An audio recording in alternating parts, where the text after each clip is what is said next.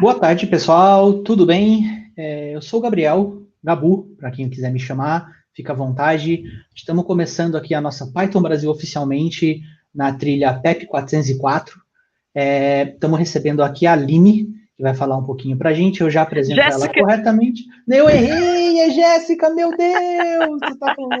Vai ficar gravado e se eu perdi, ok. Primeira falha tranquilo, é tranquilo. a Jéssica. Estamos recebendo a Jéssica aqui, eu já apresento ela corretamente de novo. Só lembrar vocês, a gente está pelo canal do Discord, então quem quiser entrar no nosso Discord, é só entrar no nosso canal do Discord. Se não quiser entrar por aqui, entra no site da Python Brasil, 2020.pythonbrasil.org.br, tem lá um canalzinho para o Discord, é lá que a gente está fazendo as interações. E lembra de usar a nossa hashtag também, PyBR2020 nas redes sociais. Beleza? Sem mais demorar, vou aqui apresentar para vocês a Jéssica Bonson, não sei se pronunciei correto o sobrenome dela. Sim, sim. A Jéssica é principal engineer na Olist e responsável pela arquitetura de sistemas. Ela lidera o seu time e implementa soluções inovadoras para lidar com desafios de uma plataforma de e-commerce baseada em microserviços. Ela tem 8 anos de experiência como dev back-end e pesquisadora de CS. E ela vai trazer para a gente aqui a palestra Um Black Friday Sem Catástrofe. Jéssica, o momento é seu, a tela é sua, fica à vontade. Muito obrigado e fica à vontade. Eu só vou trocar os nossos layouts aqui para... Beleza, muito obrigada, Gabu. Tá aí meus slides já. Só ver se eles estão passando certinho aqui na outra tela. Estão. Maravilha. Primeira vez que eu vou estar fazendo uma live, então um pouquinho de nervosismo. Então, olá pessoal, como o Gabu já me apresentou, sou a Jéssica Bonzon, principal engineer no Olist, e eu vou estar fazendo a talk uma Black Friday sem catástrofes, ou é assim que se espera. Pelo menos a última foi sem catástrofes. Nessa talk eu vou estar falando tanto dos preparativos que a gente fez na nossa última Black Friday, para passar por ela sem catástrofes, como também de alguns preparativos que a gente está fazendo para essa Black Friday agora, que está quase chegando, para também elas, por favor, ser sem catástrofes. Então, quem sou eu? O Gabu já falou por cima a parte da experiência, então, na parte de hobbies, um pouquinho mais divertido. Eu gosto bastante de jogar RPG, jogo todo sábado, curto bastante canto, que eu uso como se fosse meditação, que meditação para mim nunca funcionou, mas canto funciona. E eu curto bastante ler também.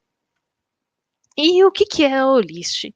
A Olist hoje ela é a maior loja nos principais marketplaces do Brasil. Daí o que é um marketplace? Marketplaces são basicamente os grandes e-commerces que tem. Então entra aí Amazon, Mercado Livre, Submarino, Americanas e por aí vai.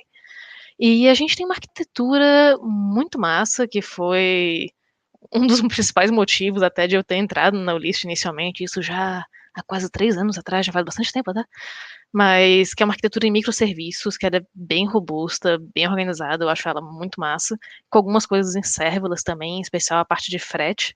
A gente usa bastante Python, um pouco de Go, Postgres, quase nada de NoSQL, um monte de coisa da AWS, e agora a gente está usando um bom tanto de Kubernetes. A gente está migrando do Heroku para o Kubernetes. Essa é justamente uma das coisas que a gente está fazendo para Black Friday desse ano.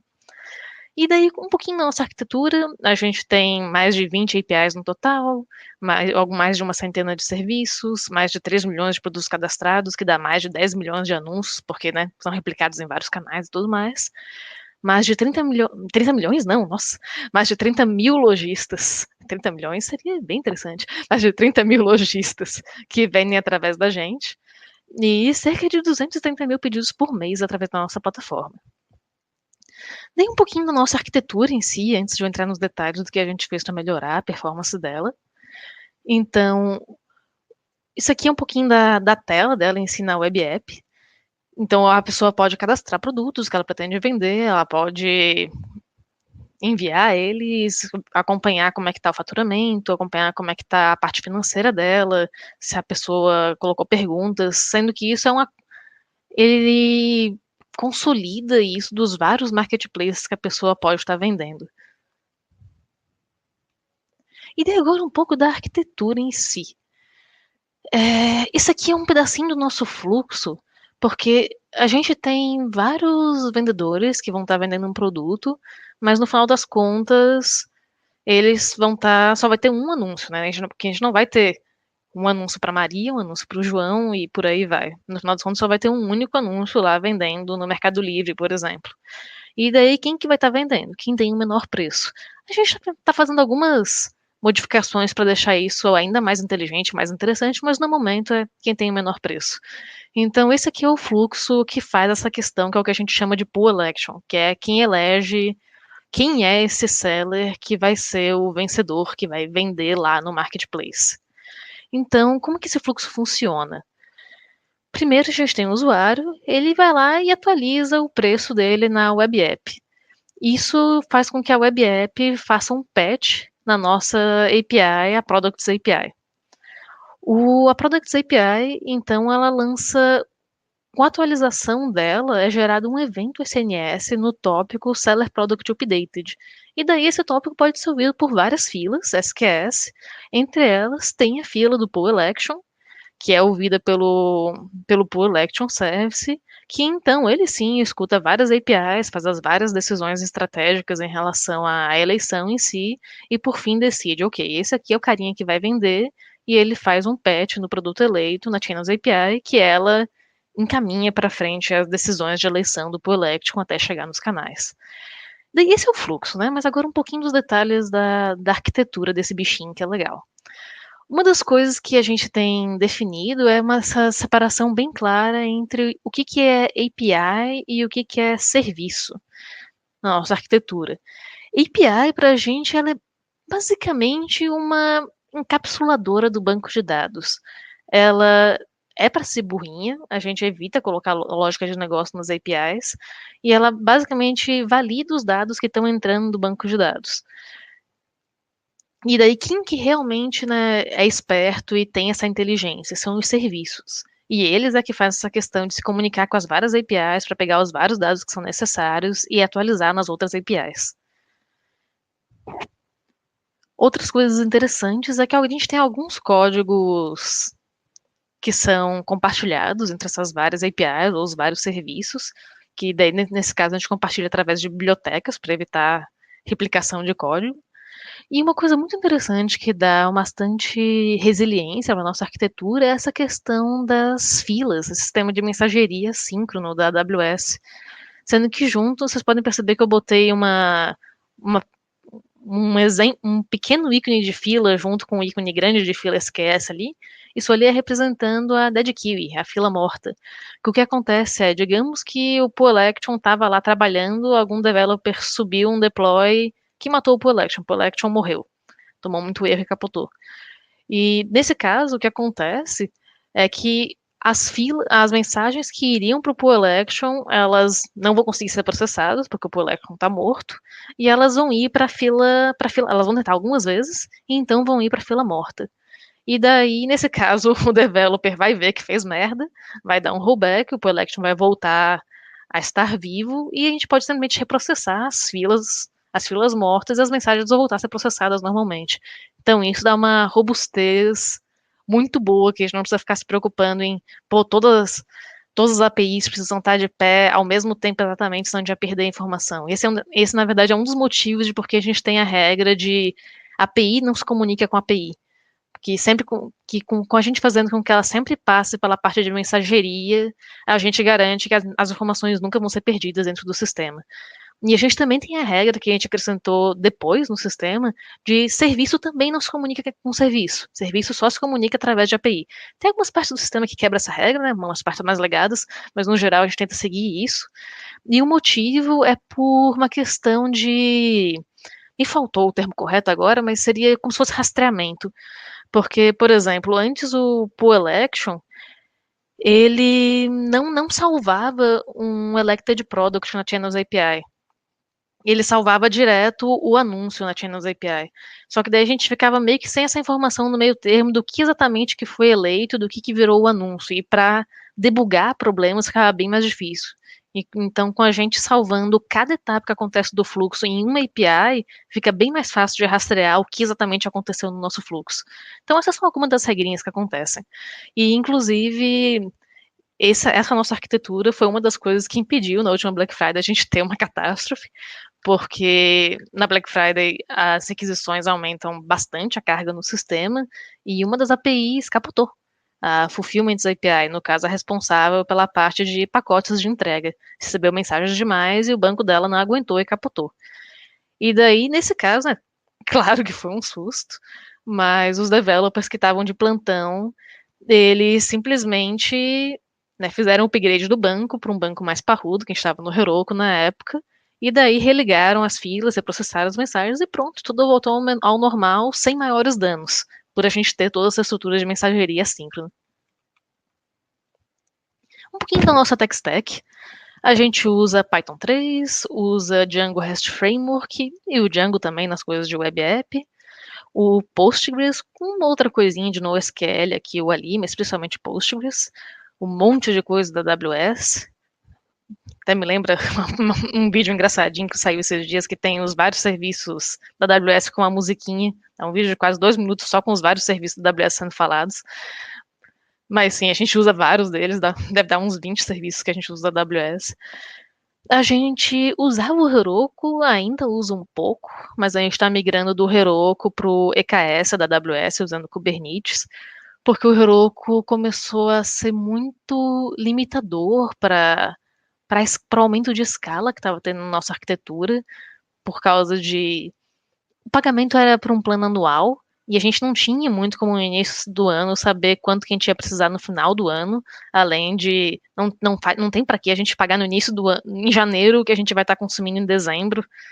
Então, algumas coisas do Heroku parou de fazer sentido no novo pagamento que teve, além de que a gente queria algumas das vantagens da parte da AWS e do Kubernetes, que eu vou entrar em mais detalhes mais para frente. E outras tecnologias interessantes que a gente usa, o Redis para cache, JavaScript na parte de front-end, o pessoal está começando a usar um pouquinho de Node também na parte do back-end do front-end, o Go nas coisas de frete, principalmente, Lambda para várias coisinhas, e Elasticsearch, entre outras coisas. E agora, nessa questão de performance para Black Friday, garantir que as coisas não vão cair. Tem algumas perguntas que a gente tem que responder, que é como é que a gente descobre onde que a gente tem que melhorar a performance, como a gente consegue medir se a gente teve uma melhora nessa performance ou não, e, ok, como que a gente melhora essa performance no final das contas? Onde melhorar? A gente usa o Elastic APM, que é uma ferramenta que tem as várias informações tradicionais, né, de quantas requisições por minuto está tendo, os erros e por aí vai. E, em especial, ele tem uma partezinha que é essa de transactions, que nela tu consegue ver exatamente quais são as transações, no caso, o endpoint patch de seller product está durando tantos milissegundos e exatamente em quais partes desse processo desse endpoint que está levando mais tempo. Então, com isso, tu consegue ter uma ideia melhor de onde que estão os gargalos do sistema. Também tem o PagerHero, uma ferramenta que eu gosto bastante, que ele faz várias análisezinhas do banco de dados. Então, ele já mostra para ti se tem alguma query extremamente longa rodando, que pode estar dando já gargalos no sistema, se tem índices duplicados que possam estar atrapalhando a escrita, se ele sugere índices para queries que ele está vendo que está lenta, que então poderia deixar essas queries mais rápidas, e quais são queries que ele está vendo que estão direto estando lentas e que você poderia tentar melhorar elas. E daí agora como medir, né? Digamos que você fez uma otimização de performance e você quer verificar se teve uma melhoria ou não. A primeira ferramenta que eu recomendo é o Django Silk, que ela é para profiling e inspeção, e ela é bem interessante porque tu consegue ver exatamente quantas queries eram feitas antes e depois da melhoria. Nos exemplos que eu vou mostrar vai ficar mais claro o quão útil isso é, mas aí é um jeito bem interessante de conseguir, sem ter que fazer longos testes de carga mais demorados, de ver se realmente melhorou a performance ou não, se simplificou a query ou não. Tem o Siege, que é teste de carga e benchmark, que no caso ele é bem simples, só manda rodar o Siege numa URL e ele vai atacar a URL. Tem o Vegeta, que dessa vez tem literalmente o comando ataque do Vegeta para também atacar uma URL específica e ele gerar os gráficos de como é que foi a duração, a latência e por aí vai, se teve erros. E também tem o Holocaust, que é um teste de carga um pouquinho mais inteligente, digamos, que ele é pro script. Então, ele consegue, vai nessa URL primeiro, e depois naquela, e depois naquela, enquanto o Siege e o Vegeta, eles atacam URLs específicas que você tiver mandado ele atacar. Daí agora, como melhorar? Uma das coisas que mais dá para ter ganho é no acesso ao banco de dados, que frequentemente é um dos maiores gargalos na performance das APIs. Então, começar com alguns exemplos de melhoria no Django, mas imagino que dê para estender para outros ORMs, porque são algumas abstrações comuns em ORMs, mas nesse exemplo aqui, digamos que a gente tem 100 livros e a gente tem cada um deles uma foreign key para quem que publicou aquele livro. Digamos que a gente quer só fazer uma listinha, né, printar na tela o nome do livro e quem que publicou ele. Se a gente fizer a query set desse jeito que eu estou mostrando aqui, a gente tem um total de 101 queries. Muita query. Por que tem 101 queries?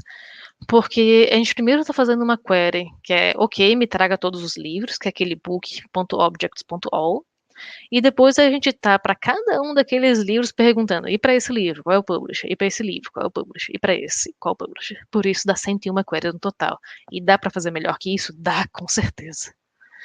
No caso, usando o Select Related. O Select Related, ele é um truquezinho do Django que permite que por baixo dos panos ele é um join no SQL. Então é como se tivesse feito realmente um join lá no SQL do banco de dados entre a tabela book e a tabela publisher. Então foi feita uma única query no banco, porque casou a tabela book com a tabela publisher, então simplesmente eu já tenho agora a informação de qual é o publisher de cada book. E simplesmente tem uma única query no final das contas. Agora, um outro exemplo numa relação many-to-many, que nesse caso o Select Related ele não funciona. Digamos que a gente tem 10 lojas e cada uma delas tem 10 livros. E dessa vez eu quero, para cada loja, eu quero listar quais são todos os livrinhos que elas têm. Nesse cenário aqui eu tenho 11 queries. Por quê? Eu estou listando todas as lojas e que nem era naquele cenário dos livros, eu estou passando por cada lojinha e pegando os livros dela e printando esses livros. Então 11 queries no total. E dá para fazer melhor, com certeza, só que a gente não consegue baixar para uma query dessa vez. Como é uma relação many-to-many, a gente precisa usar o prefetch related, que nesse caso não é um join direto no SQL, é um join no Python. No caso, ele busca as tabelas e faz um join no código do Python e daí traz para ti os resultados. Então, por isso acaba sendo duas queries ao invés de uma só, porque ele pegou os dados da tabela Story, pegou os dados da tabela Books, fez um join no código Python e te trouxe os resultados. E só que isso tem um pequeno gotcha que é bom ficar de olho, que, por exemplo, digamos que eu não quero só listar todos os livros de cada loja, eu quero listar todos os livros de uma determinada faixa de preço de cada loja. Então, todos os livros entre 250 e 300 reais. Então, se eu for pegar mesmo código que eu tinha feito antes, é só tacar um filter ali no Books. Para minha surpresa, agora eu tenho 12 queries. Então eu consegui ficar pior do que eu estava antes com 11 queries, listando todos os livros ao invés de só os livros numa faixa de preço. E daí o que aconteceu aqui? É porque, ok, prefetch related. Então o código entendeu. Eu vou buscar todas as lojas, vou buscar todos os livros, duas queries aqui. E daí agora você está falando para mim em código que você quer todos os livros dessa loja que estão entre o preço 250 e 300. Oh, mas eu tinha pego todos os livros, todos. Então eu vou jogar fora todos os livros que eu peguei, porque você não quer todos os livros, você quer só entre os 250 e 300, e vou buscar os 250 e 300 para essa loja aqui, e agora para essa loja aqui, e por aí vai. E por isso que no final das contas dá 12 queries. E dá para melhorar isso? Com certeza dá. O que é, nesse caso, para fazer o filter direto no prefetch, para o prefetch ficar mais inteligente, e daí sim a gente consegue de novo voltar para duas queries. E daí aqui alguns exemplos de melhorias de tempo de performance de queries e endpoints nossos de produção mesmo, e uma melhoria massiva em vários deles, então endpoint de tracking de 27 queries para fazer a consulta foi para 3 queries, o de seller orders 208 queries para 15 queries, o de users, esse aqui é interessante porque ele vai ficar ainda melhor com a próxima coisa que eu vou apresentar. Ele é usado para parte de autenticação, daí 352 queries no get, foi para 85 queries, ainda tá ruinzinho, mas com a próxima coisa vai ficar melhor, mas sim, Já dá pra ver que dá um ganho bem legal só essa questão de usar o Select Related e o Prefetch Related direito. E daí agora o suporte a Partial Response. E esse Partial Response, ele pode ser implementado com JSON Mask, que é um framework que a gente está usando bastante no List agora, que ele dá uma vantagem de como se fosse um GraphQL para uma API REST. Com esse JSON Mask, tu consegue pedir exatamente quais campos tu quer daquela API. Então, nesse exemplo aqui, eu estou falando, eu só quero o ID, o título e o body. Então, não precisa me trazer o autor. Só que isso aqui não é só uma filtragem do retorno. Ele é mais esperto que isso. Ele consegue fazer com que o autor nem seja buscado do banco de dados. Então, com isso, é um join a menos que é feito para buscar esses dados. Então, isso fica muito mais. Dá para ser muito mais rápido quando a gente consegue colocar o JSON Mask para buscar só especificamente os campos que a gente quer, ainda mais quando são modelos particularmente grandes. Além de também conseguir fazer uma dependência menor entre as APIs e os sistemas que consomem essas APIs, já que ficam só os campos que realmente são utilizados entre os dois. E daí, usando o JSON Mask naquele endpoint de autenticação, a gente conseguiu baixar de 85 queries para 2 queries. Porque o endpoint de autenticação queria pouquíssimos dados no fim das contas. E esse endpoint de autenticação ele era usado para um monte de coisa, porque é autenticação, né? Então, basicamente tudo tinha que ser autenticado. Então, teve um ganho de performance bem bruto no sistema por usar um conjunto de bom uso do RM mais um bom uso do JSON Mask. E daí, como usar o JSON Mask? Só mostrar rapidinho só para vocês terem uma ideia. Ele é bastante simples, na verdade, simples até demais. Então, aqui, por exemplo, no get query set, digamos que tem um select related owner e um prefetch related address. Eu simplesmente vou transformar esse get query set em 2 métodos, um que é o load owner, outro load address, e daí com esses data predicate em cima e o select related e prefetch related para cada um. Então é quase trivial esse mapeamento de como é que era antes para como é usando o JSON Mask. Só que tem uns cuidadinhos que tem que tomar. A gente se deparou com uma situação bem bizarra no início do ano, em que a gente acabou tentando melhorar a performance e acabou piorando tanto a performance de um endpoint que a gente acabou se dando denial of service internamente. Porque o que aconteceu? A gente tinha um servicinho que foi feito todas as otimizações de performance e tal. Esse servicinho, ele só queria qual era o SKU, que é tipo a identidade do produto, e a foto do produto. Ele só queria isso da Products API. Só que, por algum motivo, ele pediu o SKU e a foto estava gerando 52 queries. Enquanto se ele pedisse o SKU e todas as fotos, gerava 3 queries. E isso fez com que num processamento particularmente massivo em um dia, o sistema caísse, porque a gente se deu denial of service só de procurar por foto. Que se a gente tivesse procurado todas as fotos ao invés de uma foto, não teria caído. Daí, pois bem, o que tinha acontecido? O problema foi um uso incompleto do JSON Mask, que foi na questão das properties. Tinha uma property no modelo de seller product que era a property foto. E essa property ela pegava a foreign key de fotos, pegava só a primeira e retornava só o URL da primeira foto, ok. Só que como foi feito, tinha sido feito desse jeito, a troca para o JSON Mask, né, bem direto ao ponto, não se havia notado que também precisava fazer um tratamento especial para properties. E nesse caso é desse jeito. Tu tem que também colocar o foro, que nesse caso é a property, tanto no load como no predicate, e daí indicar qual é o tipo de prefetch ou de select related que tem que fazer para aquela property funcionar bem. E daí, com isso, a gente conseguiu fazer aquele endpoint voltar a ter uma performance adequada.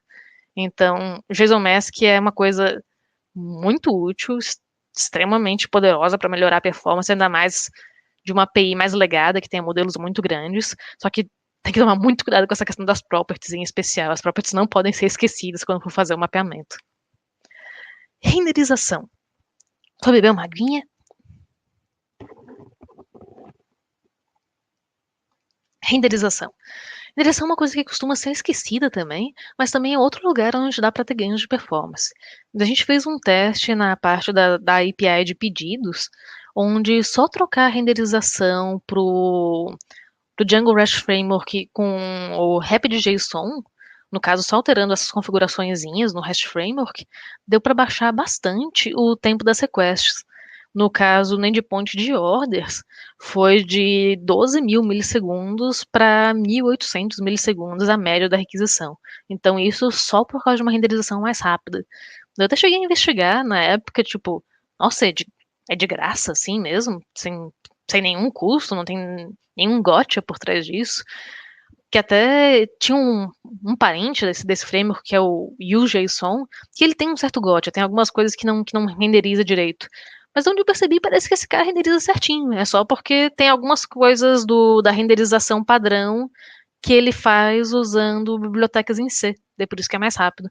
Mas a gente não chegou a trocar tudo na Olist para esse cara, mas o que trocou tá funcionando ok. E agora algumas melhorias de banco de dados. Aqui, deixa eu ver quanto tempo eu tenho para ver quanto eu posso detalhar em cada uma dessas coisinhas. Tem uns 15 minutinhos ainda. Ok. Então, primeira coisa da parte de melhoria em banco de dados em si. A velha questão de índices, né? No caso, índice tem que tomar cuidado, não é só sair adicionando um monte de índice, porque índice piora o tempo de escrita, porque afinal de contas, quando você adiciona um índice, esse índice passa a ter que ser escrito também. Então, tem que tomar cuidado com quais índices vão ser adicionados para não ficar adicionando índices inúteis ou índices redundantes. Então, por isso que remover índices pode dar uma melhoria de performance também para a escrita, mas para consultas que são feitas com muita frequência, adicionar índices claramente vai melhorar a performance. Reestruturar relações no banco de dados. Isso aqui aconteceu com a gente, em especial numa API chamada Catálogos API, que quando a gente estava estruturando ela no início, a gente viajou um pouco numa das tabelas dela, que a gente pensou que um produto no catálogo ele pode ter vários identificadores, né? Ele pode ter o código de barras, ele também pode ter o número de fábrica, e ele pode ter o código do livro, e ele pode ter o código da Amazon, e ele pode ter várias coisas. Então, vamos fazer com que isso seja um modelo ligado por foreign key na tabela Catalog Product. Passou um ano desse modelo em produção e as únicas coisas que essa tabela tinha era código de barras e número da fábrica.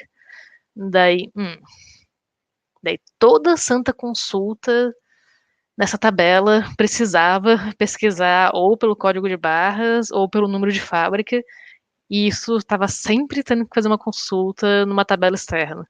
Então a gente viajou, realmente não precisava daquele monte de identificadores. Então, a gente reestruturou essa relação do banco de dados para não ter mais essa tabela identifiers e puxou essa questão do código de barras e do número de fábrica para dentro da tabela principal. E assim teve um ganho de performance por não precisar mais ficar consultando uma tabela externa para cada coisinha que era feita naquela tabela. Então, foi um pouquinho de over-engineering na nossa parte no início, quando a gente desenvolveu essa tabela. Essa é a questão, ativar o full text search no Postgres. Dá para ter um ganho interessante nisso, porque tu tem a opção de ativar no Postgres, no Django, no caso, com o Postgres, a opção de criar um vetorzinho em que ele vai armazenando os termos mais usados, e ele pode usar isso para fazer uma busca de full text search, que é bem mais rápida do que a busca normal do Django. Então, se tiver algum campo que é feito muita busca nele, ativar a full text search do Postgres pode ser um bom meio de melhorar a performance. Réplica de leitura do banco de dados. Isso é uma coisa que a gente usa bastante na Olist para a parte de BI, no caso Business Intelligence, então análise de dados, que a gente tem para todos os nossos bancos de dados, eles têm uma réplica de leitura, que é uma réplica de leitura do BI, que depois é consolidado num único banco que ele tem uma referência para todas essas réplicas, e lá a galerinha de análise de dados, de negócios, de produto, pode fazer quantas queries pesadas eles quiserem, que não vai atrapalhar as coisas que estão em produção.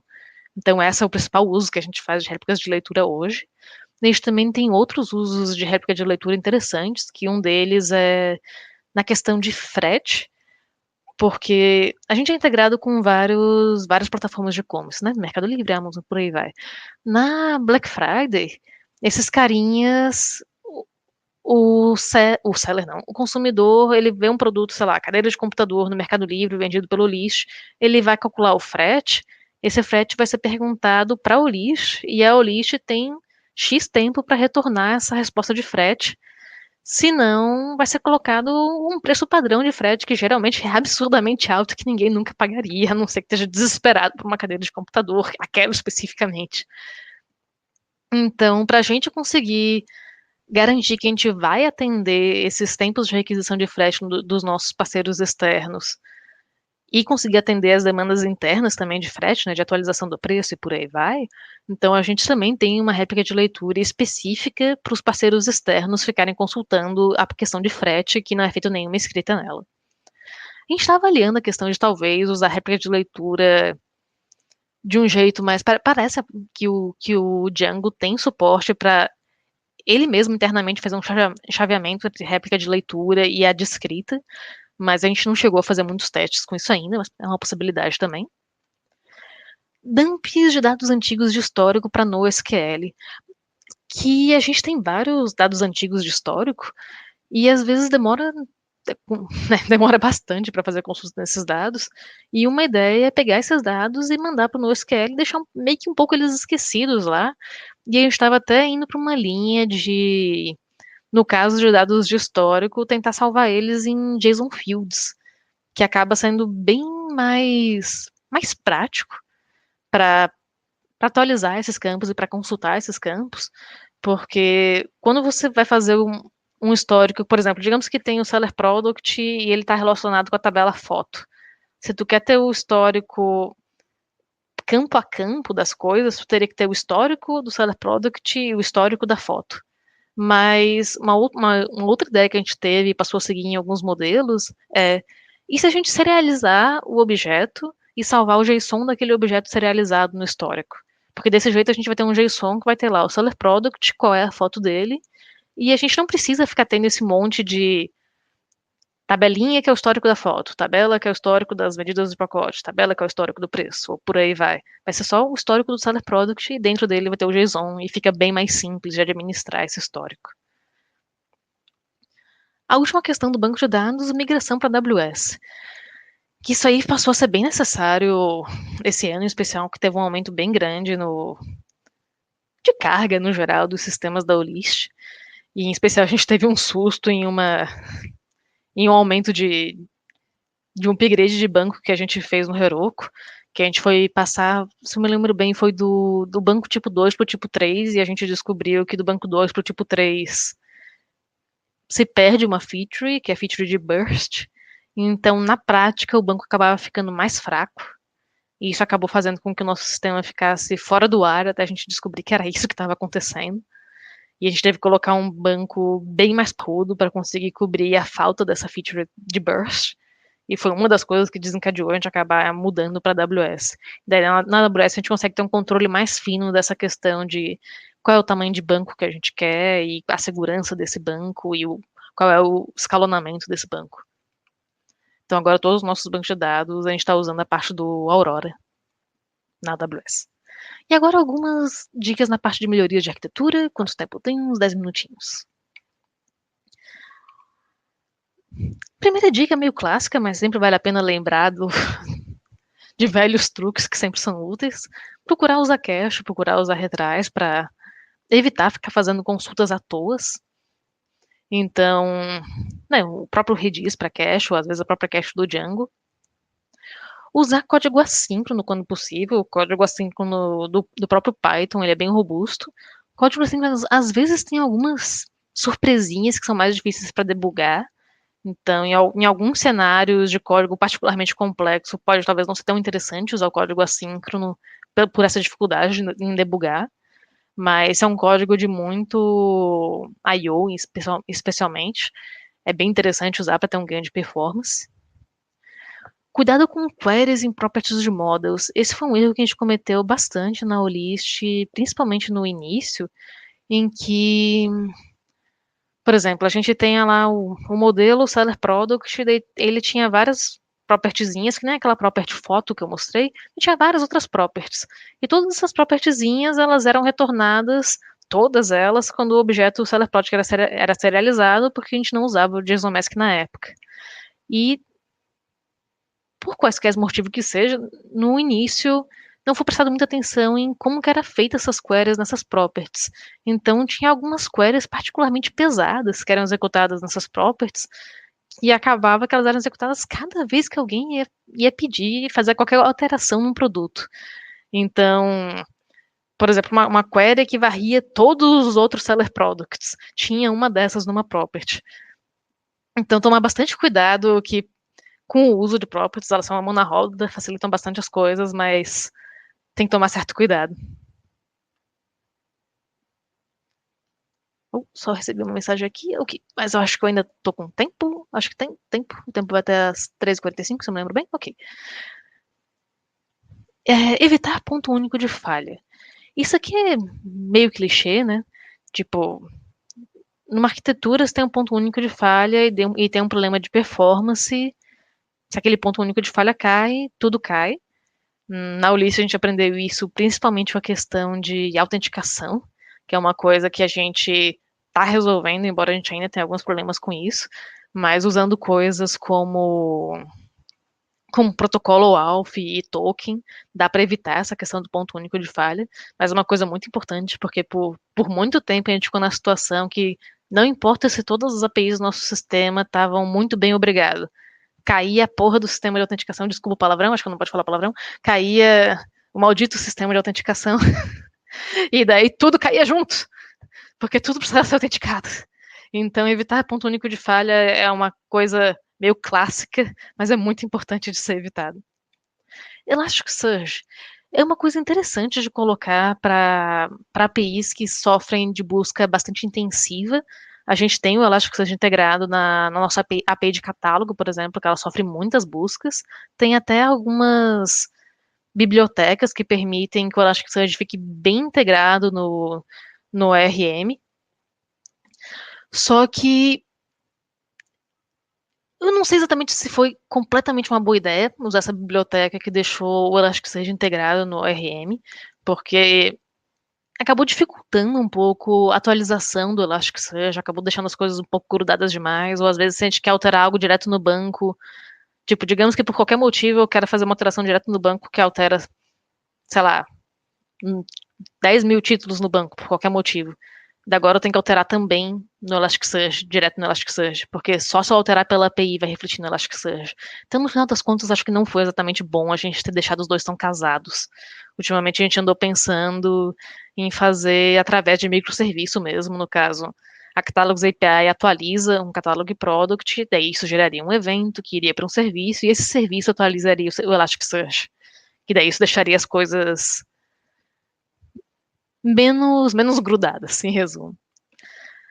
O outro ponto de melhoria de performance, também meio clássico, mas é muito fácil cair nessa armadilha, que é dividir APIs e serviços que ficarem muito grandes.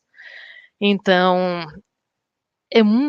mesmo que a ideia de microserviços tenha surgido inicialmente para meio que combater monolitos, tu tem chance de, quando tá trabalhando com microserviços, tu acabar começando a ficar com monolitos espalhados. Então, tem que tomar alguns cuidados com isso, tipo, em que ponto vale a pena quebrar, em que ponto vale a pena manter. Também tem que tomar cuidado. Eu lembro até de um Twitter do Uber, um tempo atrás, que eu acho que eles falaram que eles tinham.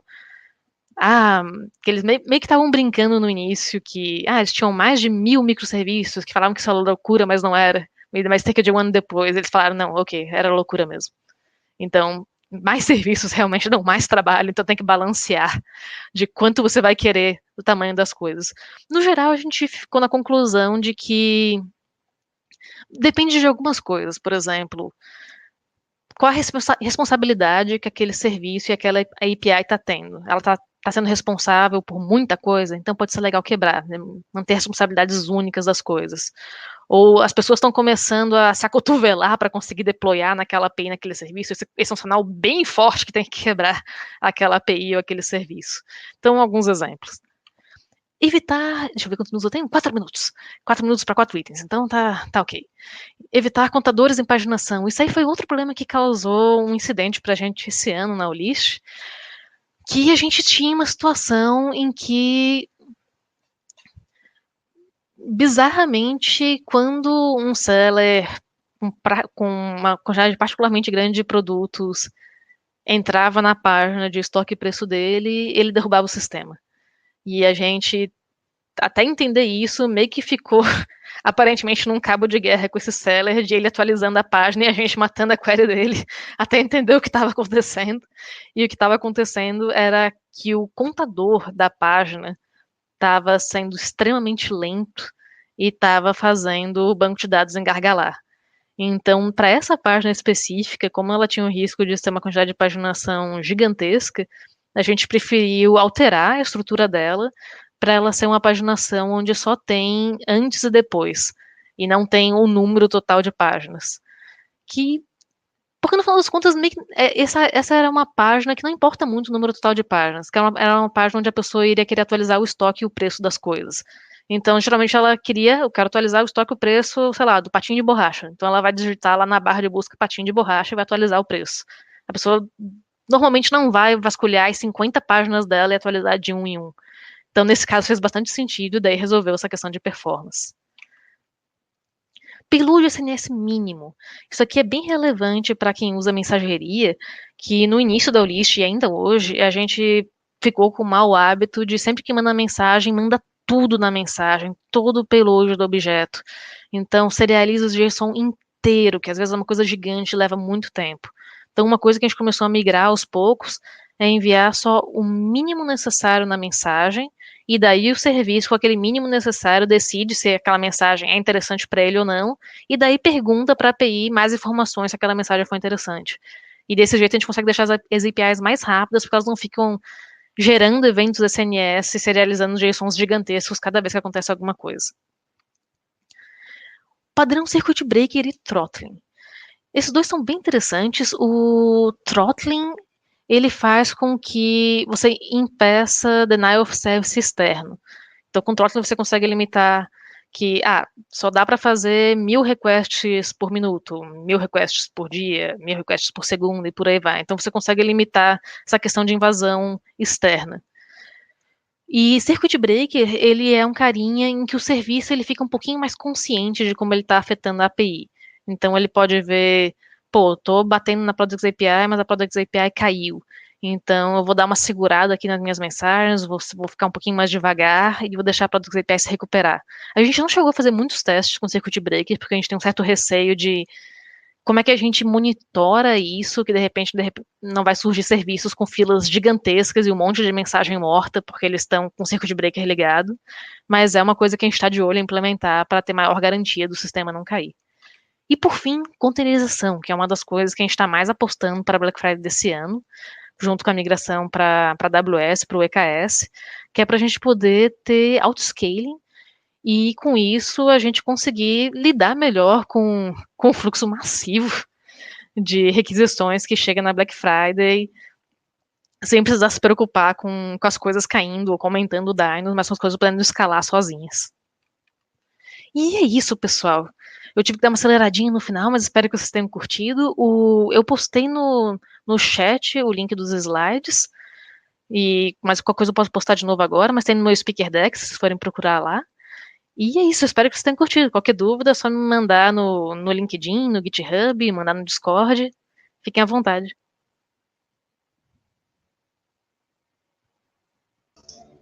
Opa, Jéssica, não errei agora. Sim. Excelente sua palestra, muito obrigado. É um tema que eu pessoalmente também tenho muito interesse. Vou rever com mais calma também, muito bom essa estrutura. Pessoal que está acompanhando, a gente já está no horário, e o pessoal que está mandando pergunta, a gente separou todas as perguntas aqui, tá? Infelizmente a gente não tem tempo nesse momento para a Jéssica responder. Todavia, a Jéssica pode ir lá no Discord, lá no canal da Trilha e conversar com o pessoal. Eu vou separar as perguntas aqui e mandar pessoalmente para ela, perfeito? E daqui a pouco a gente volta com mais uma palestra. Deixa eu só confirmar o horário aqui, às 15h50, daqui 4 minutinhos, com a Ana Paula, que vai ser outro host que vai apresentar. Jéssica, obrigado mais uma vez. Fica no Discord, aproveita o evento e obrigado por estar ajudando a comunidade. Beleza, muito obrigada, Gabu. Obrigada pela oportunidade. Valeu. Valeu, até mais.